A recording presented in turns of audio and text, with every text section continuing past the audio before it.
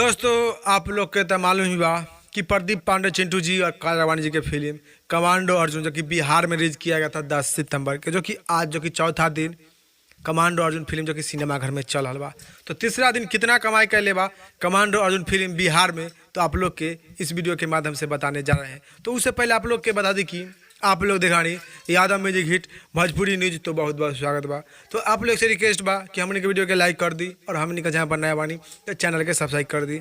चलिए अब आप लोग के बता दी कि प्रदीप पांडे चिंटू जी के फिल्म कमांडो अर्जुन सिनेमाघर में 10 सितंबर रिलीज किया गया है, जो कि चौथा दिन आज सिनेमाघर में चल रहा बा।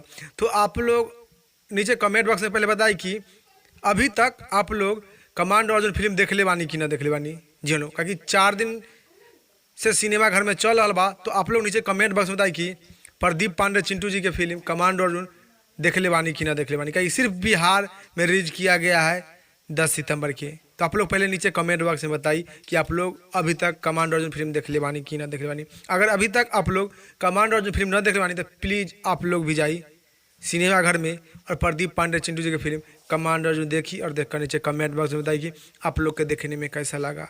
चलिए अब आप लोग के बता दी कि प्रदीप पांडे चिंटू जी के फिल्म तीसरा दिन कितना कमाई कर लेबा। जी हाँ, तीसरा दिन कितना कमाई कर लेबा। तो तीसरा दिन थोड़ा कम पैसा कमाई कर लेबा, 1 से 2 लाख रुपया कमाई कर लेबा।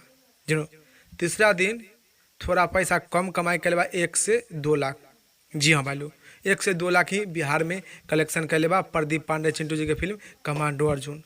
जी हाँ, जो कि मीडिया रिपोर्ट के अनुसार बा, जो कि फिल्म के प्रोड्यूसर या डायरेक्टर कोई भी अनाउंसमेंट नहीं किया गया ना ऑफिशियल अनाउंसमेंट बा, जो कि मीडिया रिपोर्ट के अनुसार बा। एगो अनुमानित रिपोर्ट बा कि तीसरा दिन प्रदीप पांडे चिंटू जी के फिल्म कमांडो अर्जुन 1 से 2 लाख रुपया कमाई कर लेबा सिर्फ बिहार में। तो आप लोग के छोटा सा जानकारी बतावे करे, तो इस जानकारी के बारे में का राय बा, का विचार बा, नीचे कमेंट बॉक्स में बता दें। फिलहाल में इतने, फिर से मिलेंगे अगले वीडियो में। जय हिंद, जय भोजपुरी।